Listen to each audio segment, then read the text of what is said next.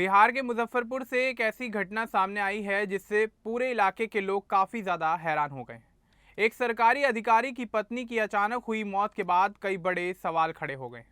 परिवार ने इस मामले में गंभीर आरोप लगाए हैं, जिसके बाद पुलिस भी अब मामले की जांच में जुटी हुई है। घटना के बाद तरह तरह की बातें निकलकर सामने आ रही हैं, लेकिन सच क्या है इसका जवाब अभी मिलना बाकी है। आखिर उस दिन क्या हुआ, पीड़ित परिवार इतने बड़े आरोप क्यों लगा रहा है और जांच में अब तक क्या सामने आया है, ऐसे कई और भी सवाल हैं अब इस मामले को लेकर जो उठ रहे हैं। तो चलिए आगे बढ़ते हैं और आपको विस्तार से बताते हैं कि आखिर क्या है ये पूरा मामला।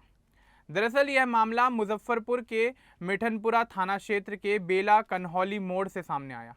दरभंगा जिले के जाले प्रखंड में बीडीओ पद पर तैनात मनोज कुमार की पत्नी अमृता कुमारी सिर्फ 29 साल की थी। 4 जुलाई 2026 की रात उनकी तबीयत अचानक खराब हो गई। घर वालों ने उन्हें निजी अस्पताल में भर्ती कराया। हालत बिगड़ती देख मायके वाले भी अस्पताल पहुंच गए। अमृता की मां और अन्य परिजन बेटी को बेहतर इलाज के लिए दूसरे अस्पताल ले जाना चाहते थे, लेकिन तब तक अमृता की मौत हो चुकी थी। परिजनों ने हार नहीं मानी और उन्हें सदर अस्पताल ले गए। वहां डॉक्टरों ने उन्हें मृत घोषित कर दिया। इस मामले के सामने आने के बाद पूरे इलाके में भयंकर हड़कंप मच गया। मायके पक्ष ने तुरंत मनोज कुमार पर गंभीर आरोप लगाए। उन्होंने कहा कि शादी के बाद से ही अमृता को मानसिक और शारीरिक तौर पर परेशान किया जाता था। अमृता के पति का किसी दूसरी महिला के साथ अवैध संबंध था। जब अमृता ने इसका विरोध किया तो उसके साथ मारपीट की गई और उसे तंग किया जाने लगा।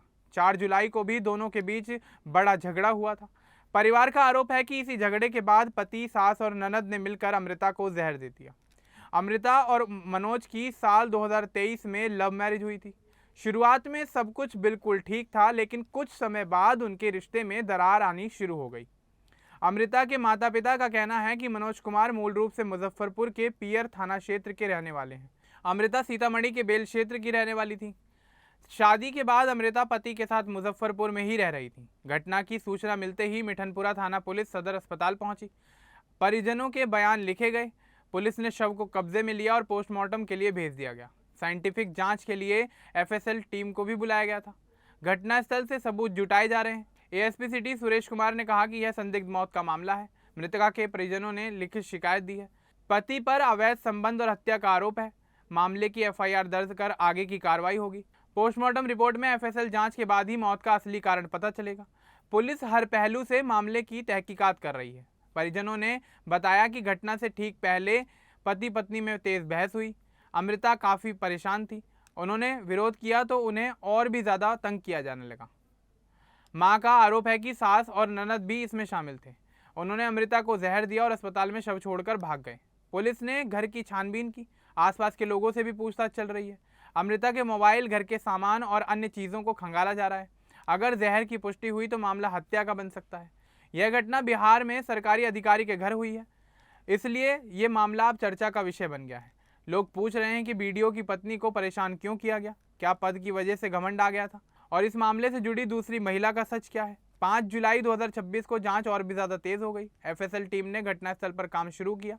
पोस्टमार्टम रिपोर्ट का इंतजार किया जा रहा है। मायके वाले लगातार पुलिस के पास पहुंच रहे हैं और कार्रवाई की मांग कर रहे हैं। मनोज कुमार की तरफ से अभी कोई आधिकारिक बयान सामने नहीं आया। उनके परिवार की तरफ से भी कोई सफाई सामने नहीं आई है। पुलिस दोनों पक्षों की बात सुन रही है। अमृता की उम्र कम थी। उनकी शादी को मात्र 2 ही साल हुए थे। परिजनों का कहना है कि उन्होंने लव मैरिज की थी, इसलिए शादी की शुरुआत काफ़ी बेहतर रही, लेकिन बाद में सब कुछ पूरी तरह से बदल गया। दूसरी महिला की खबर मिलने के बाद घर में कलह बढ़ गई। पुलिस का काम निष्पक्ष होकर मामले की जांच करना है। अगर आत्महत्या साबित हुई तो अलग बात है, लेकिन परिवार हत्या का आरोप लगा रहा है।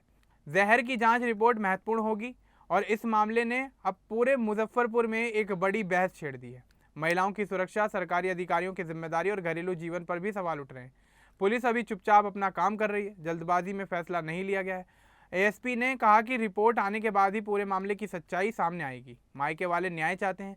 उन्होंने कहा कि बेटी को परेशान किया गया और अंत में जान ले ली गई। वे मनोज कुमार, उनकी मां और बहन पर कार्रवाई चाहते हैं। घटना 4 जुलाई की रात की बताई जा रही है। 5 जुलाई को पोस्टमार्टम हुआ और मामले की जांच आगे बढ़ी। फिलहाल इस मामले में कोई नई रिपोर्ट सामने नहीं आई है। यह पूरा मामला दिखाता है कि शादी के बाद छोटी छोटी बातें कैसे एक बड़े विवाद में बदल जाती हैं। कई बार अमृता जैसी कई महिलाएं चुपचाप अपने साथ हो रहे अत्याचारों को सहती हैं। इस घटना के बाद से पूरे इलाके में फिर से एक बड़ी बहस शुरू हो गई है। पुलिस हर पहलू की जांच में जुटी हुई है। इस मामले में अभी तक कोई गिरफ्तारी नहीं हुई है। फिलहाल मामले की जांच चल रही है और रिपोर्ट आने के बाद ही आगे का रास्ता साफ हो पाएगा। पूरी घटना परिवार की खुशी से शुरू हुई थी, लेकिन जल्द ही परेशानी में बदल गई। अब न्याय की मांग की जा रही है। अमृता के परिवार के लोग अब पोस्टमार्टम रिपोर्ट का इंतजार कर रहे हैं। अब देखना यही होगा कि आने वाले समय में इस मामले में क्या कुछ अपडेट निकल कर सामने आता है। अब इस पूरे मामले को लेकर आपका क्या कुछ कहना है हमें कमेंट बॉक्स में जरूर बताएं। बाकी इस तरह की और अपडेट्स के लिए हमारे चैनल को सब्सक्राइब करना ना भूलें। धन्यवाद।